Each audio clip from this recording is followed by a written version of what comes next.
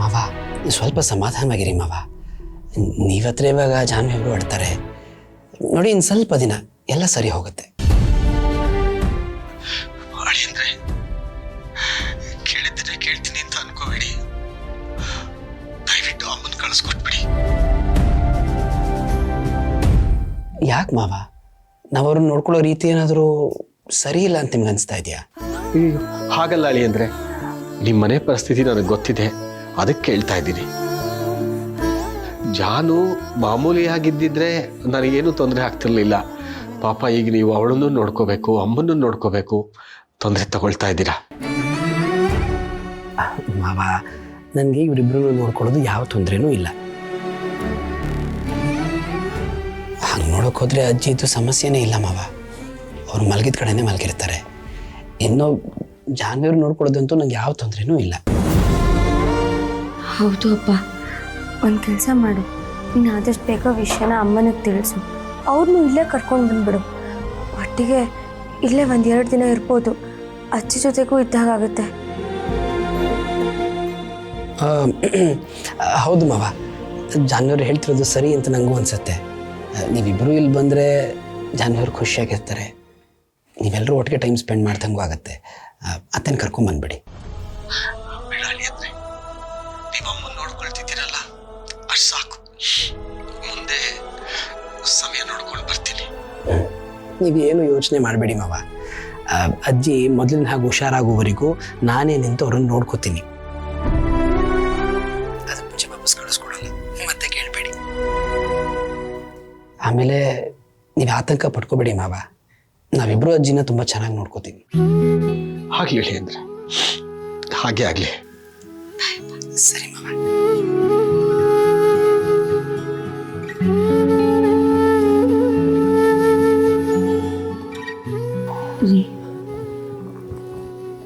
ನೀನು ನನ್ನ ಪಾಲಿನ ದೇವ್ರು. ಚಿನ್ನು ಮರಿ, ಚಿನ್ನು ಮರಿ, ನಿಮ್ಮ ಪಾಲಿಗೆ ನನ್ನ ಬ್ರಹ್ಮ ಇರಬಹುದು, ಆದರೆ ಅಜ್ಜಿ ಪಾಲಿಗೆ ಮಾತ್ರ ಯಮ.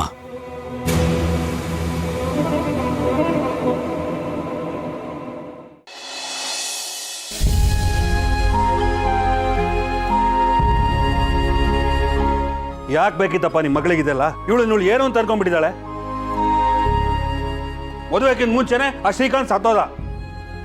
ಅದಾದ್ಮೇಲೆ ನಮಗೂ ಅದಕ್ಕೂ ಯಾವ ಸಂಬಂಧನೂ ಇಲ್ಲ. ಈಗ ಇವಳು ಅವನು ಆಕ್ಸಿಡೆಂಟ್ ವಿಷಯ ಇಟ್ಕೊಂಡು ನಮ್ಮ ಮನೆ ಮಾನ ಮರ್ಯಾದೆನ ಬೀದಿಲಿ ಹರಾಜಾಗ ಕೊಟ್ಟಿದ್ದಾಳೆ. ಅವಳಿಗೆ ಏನು ಬಂದಿರೋದು ದೊಡ್ಡರಾಗ? ಅವಳು ಗಂಡನ ಮನೆಯವರು ಅವಳನ್ನ ಮನೆಯಿಂದ ಆಚೆಗೆ ಹಾಕ್ತಾರಲ್ಲ, ಅವಾಗ ನಿಮ್ಗೆ ಅರ್ಥ ಆಗುತ್ತೆ.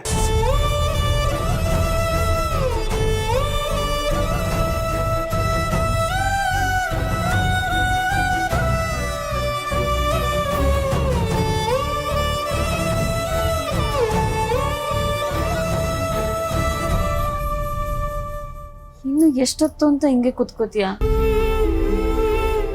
ನೀನ್ ಹಿಂಗೆಲ್ಲ ಸಪ್ಪು ಕುತ್ಕೋಬೇಡ, ನನಗೆ ನೋಡೋಕ್ಕಾಗಕ್ಕಿಲ್ಲ. ನೋಡು, ಎಲ್ಲ ಸರಿ ಹೋಯ್ತದೆ, ಯೋಚನೆ ಮಾಡಬೇಡ.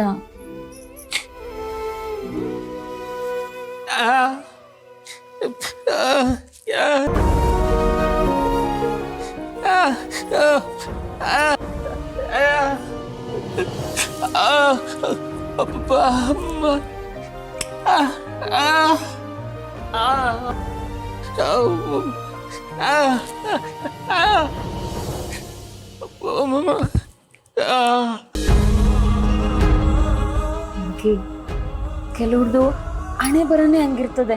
ಅವರು ಬೇರೆಯವ್ರಿಗೆ ಎಷ್ಟೇ ಒಳ್ಳೇದ್ ಮಾಡಿದ್ರು ಅದ್ರ ಫಲ ಇವ್ರಿಗೆ ಸಿಗೋಕಿಲ್ವಂತೆ. ಹಂಗೆ ಅತ್ತೆ ಮಾವನ್ ನೋಡಿದ್ರೆ ನಂಗೂ ಸ್ಯಾನೆ ಬೇಜಾರಾಯ್ತದೆ. ಹಂಗಂತ ನೀನ್ ಇಲ್ಲಿ ಬೇಜಾರು ಮಾಡ್ಕೊಂಡ್ ಕುತ್ಕೊಂಡ್ರೆ ಪಾಪ ಅವ್ರಿಗೆ ಬೇಜಾರಾಗಕ್ಕೆ.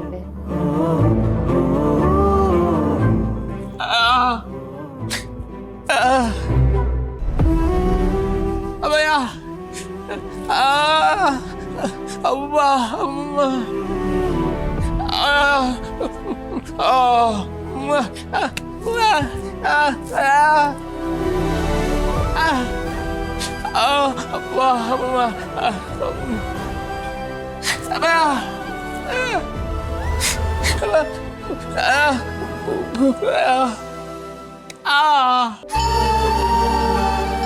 ಅದೇ ನಂಗೂ ಗೊತ್ತಾಯ್ತಲ್ಲ. ಸಂತೋಷ್ ಬಾವಂಗೆ ಇದೆಲ್ಲ ಯಾಕೆ ಅರ್ಥ ಆಯ್ತಾ ಇಲ್ಲ? ಭಾವನಾ ಅಕ್ಕನ ವಿಷಯದಾಗ ಆಗಿರೋದನ್ನ ಕೂತು ಮಾತಾಡ್ಬೋದಿತ್ತು. ಇಲ್ಲಾಂದ್ರೆ ಸಂತೋಷ್ ಭಾವನೆ ಅವ್ರ ಮನೆಗೆ ಹೋಗಿ ಏನಾಯ್ತು ಅಂತ ಕೇಳ್ಬೋದಿತ್ತು. ಆದ್ರೆ ಅವರು ಅದೆರಡನ್ನೂ ಮಾಡೋದ್ ಬಿಟ್ಟು ಮಾವನ ಮೇಲೆ ಕಿರ್ಚಾಡಿದ್ರೆ ಏನ್ ಮಾಡಕ್ಕಾಯ್ತದೆ? ಪಾಪ ಅವರು ಮೊದ್ಲೇ ಭಾವನಾ ಅಕ್ಕನ ಜೀವನ ಹಿಂಗಾಗೋಯ್ತಲ್ಲ ಅಂತ ಸಾನೆ ಬೇಜಾರು ಮಾಡ್ಕೊಂಡವ್ರೆ. ಇಂಥ ಟೈಮಾಗೆ ಸಂತೋಷ್ ಭಾವ ಅವ್ರಿಗೆ ಏನು ಅರ್ಥನೇ ಆಯ್ತಾ ಇಲ್ಲ.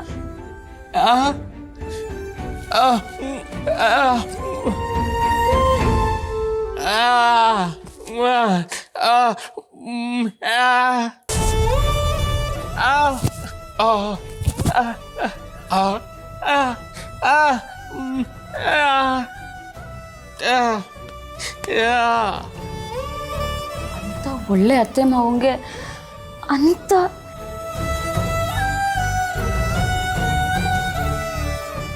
ಅದೇ ನಂಗೂ ಅರ್ಥ ಆಯ್ತಲ್ಲ. ಇಲ್ಲಿ ನೋಡು, ಮಗ ಅಂತ ಇದ್ರೆ ನಿಂತರ ಇರಬೇಕು.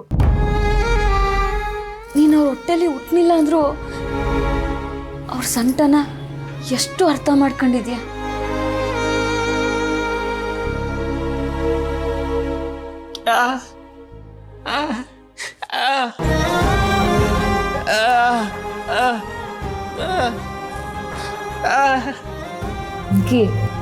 ಹಂಗೆಲ್ಲ ಅನ್ಬೇಡ. ಅತ್ತೆ ಮಾವ ಎಷ್ಟೊಂದ್ಕಿದ ಹೇಳೋರು ತಾನೆ, ನೀನ್ ಅವ್ರ ಪಾಲ್ಗೆ ದ್ಯಾವ್ರ ಮಗ ಇದ್ದಂಗೆ ಅಂತ. ದ್ಯಾವ್ರ ಮಕ್ಳು ಏನೇ ಕಷ್ಟ ಬಂದ್ರು ಸಹಿಸ್ಕೊಂಡು ಮುಂದೆ ಹೋಗ್ತಾರಂತೆ. ನೋಡು, ನೀನು ಧೈರ್ಯವಾಗಿರ್ಬೇಕು. ವೆಂಕಿ, ನೀನ್ ನಗ್ನಗ್ತಾ ಇದ್ರೆ ಒಳ್ಳೆ ರಾಜ್ಕುಮಾರ್ ಅಂತರ ಕಾಣಿಸ್ತೀಯ. ಅದೇ ಹಿಂಗಿರ್ತೀಯ ನೋಡು, ಅವಾಗ ಒಳ್ಳೆ ರಾಕ್ಷಸನ್ ತರ ಕಾಣಿಸ್ತೀಯ.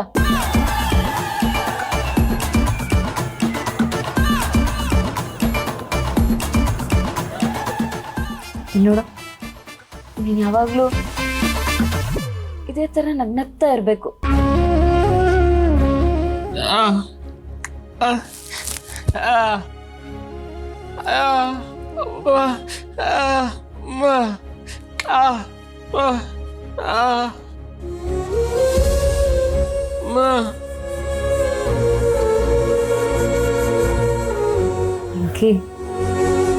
ಒಳ್ಳೆಯವ್ರಿಗೆ ಸಾನೆ ಕಷ್ಟ ಬರ್ತದಂತೆ.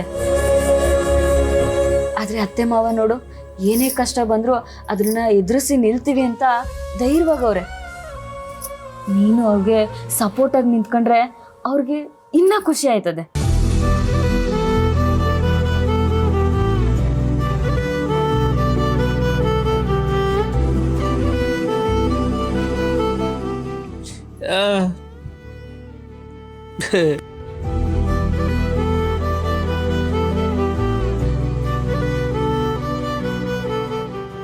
ನಿನ್ನನ್ನು ಅರ್ಥ ಮಾಡ್ಕೊಳ್ತೀರಾ ಇನ್ಯಾರನ್ನ ಅರ್ಥ ಮಾಡ್ಕೊಳ್ಳಿ. ನನ್ನ ಜೀವನಕ್ಕೆ ಹೊಸ ರೂಪ ಕೊಟ್ಟವನೇ ನೀನಲ್ವಾ.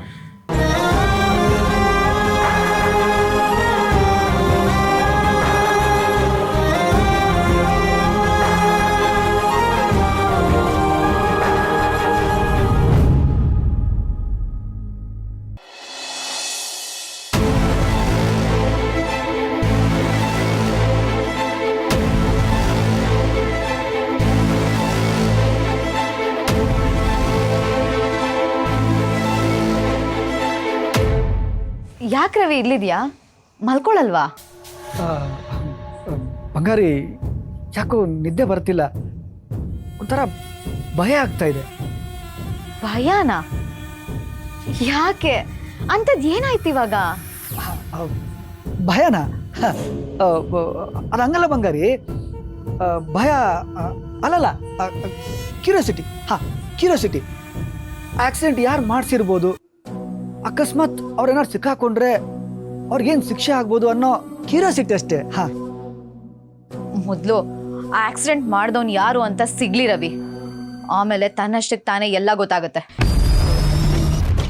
ಬಂಗಾರಿ, ಅಕಸ್ಮಾತ್ ಅವ್ರೇನಾದ್ರು ಸಿಕ್ಕಾಕೊಂಡ್ರೆ ಅವ್ರಿಗೇನು ಶಿಕ್ಷೆ ಆಗ್ಬೋದು? ಅವನೇನ್ ಸಣ್ಣ ಪುಟ್ಟ ತಪ್ಪ ಮಾಡಿರೋದ್ ರವಿ, 2 ಜೀವನೇ ಬಲಿ ತಗೊಂಡಿದ್ದಾನೆ. ಅಷ್ಟೇ ಅಲ್ಲದೆ ಇಷ್ಟು ದಿನ ತಲೆ ಮರ್ಸ್ಕೊಂಡ್ ಬೇರೆ ಇದ್ದಾನೆ. ಅವನಿಗಾಗೋದು ಜೀವಾವಧಿ ಶಿಕ್ಷೆನೆ. ಜೀವಾವಧಿ ಶಿಕ್ಷೆನಾ?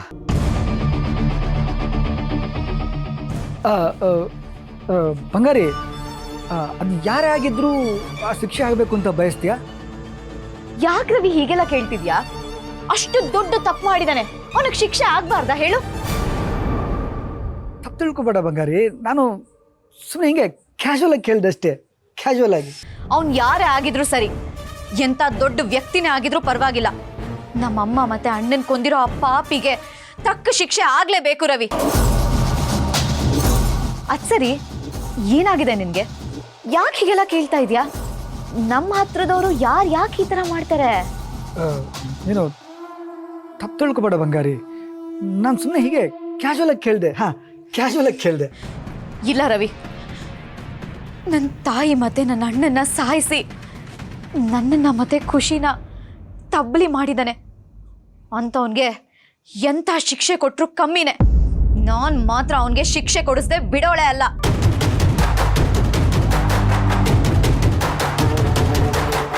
ಇದೇನು ಇವಳು ಸಡನ್ ಆಗಿ ಜೇಮ್ಸ್ ಬಾಂಡ್ ರೇಂಜ್ಗೆ ಆಗೋದ್ಲಲ್ಲ? ಇಲ್ಲ, ಇದ್ರ ಹಿಂದೆ ನಾನಿದ್ದೀನಿ ಅನ್ನೋದು ಯಾರಿಗೂ ಗೊತ್ತಾಗಬಾರ್ದು. ಇವ್ರಿಗೆ ಸಿಗೋ ಸಾಕ್ಷಿ ಎಲ್ಲ ಆ ಸಿದ್ದು ಸಿಕ್ಕಾಕೊಳ್ಳೋ ಥರನೇ ಇರಬೇಕು.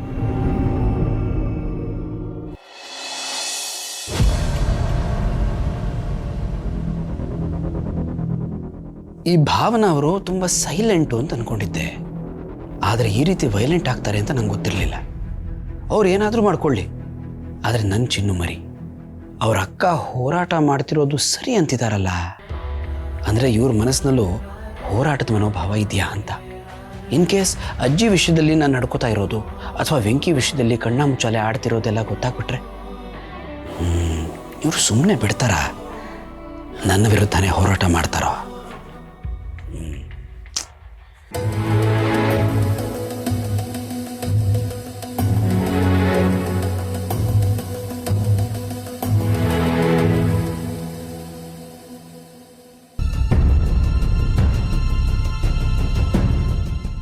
ರೀ,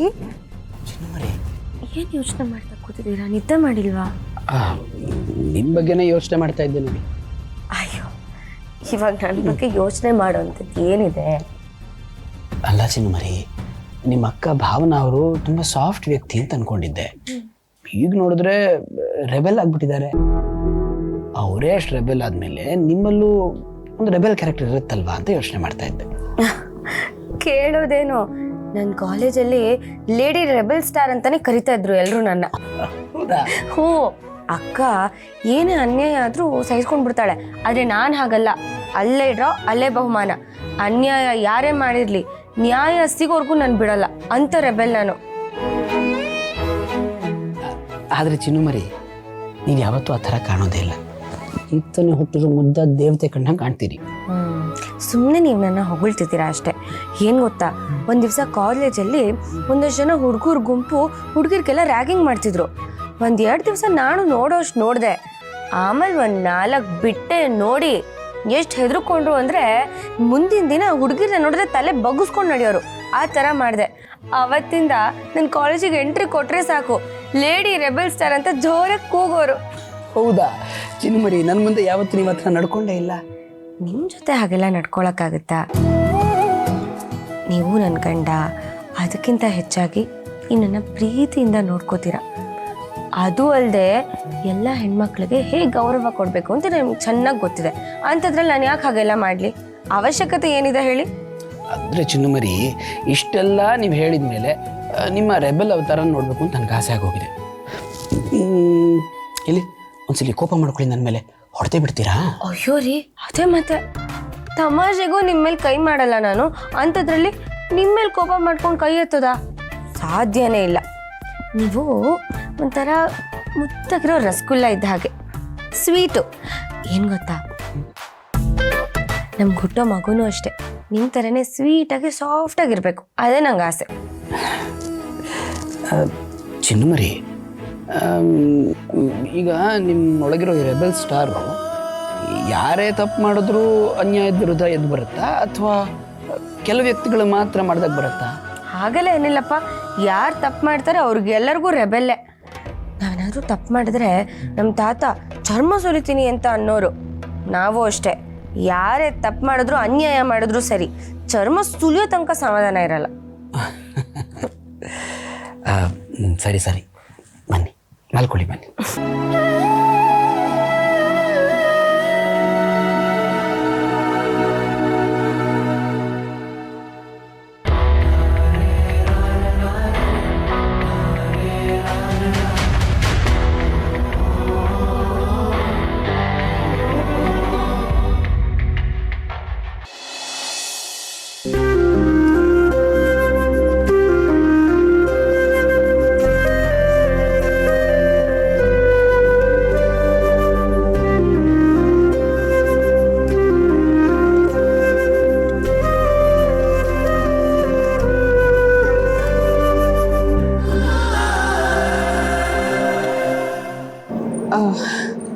ಸಿದ್ದು ಅವರೇ,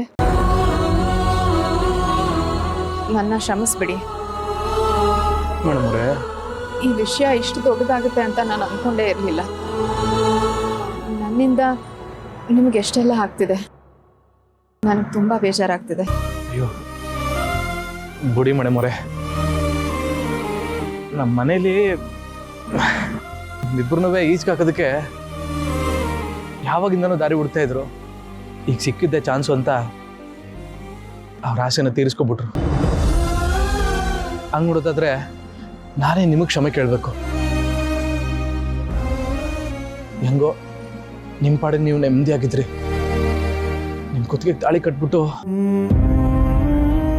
ಈಗ ನೋಡಿ ನಾಡು ಬೀದಿಗೆ ತಂದು ನಿಲ್ಲಿಸ್ಬಿಟ್ಟಿದ್ದೀನಿ.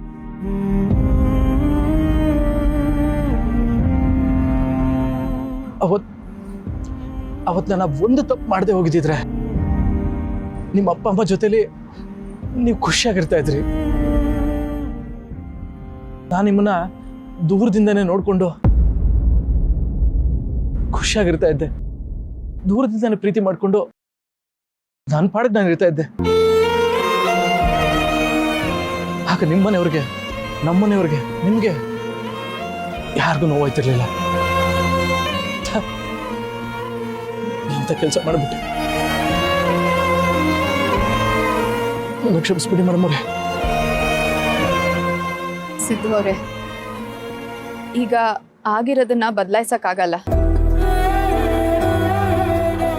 ಹೊತ್ತಾಗಿದೆ, ಈಗ ಎಲ್ಲಿಗೆ ಹೋಗೋದು ಅನ್ನೋದ್ರ ಬಗ್ಗೆ ಯೋಚನೆ ಮಾಡೋಣ. ಒಂದೇ ನಿಮಿಷ ಬಂದೆ ಮೇಡಮ್ರೆ.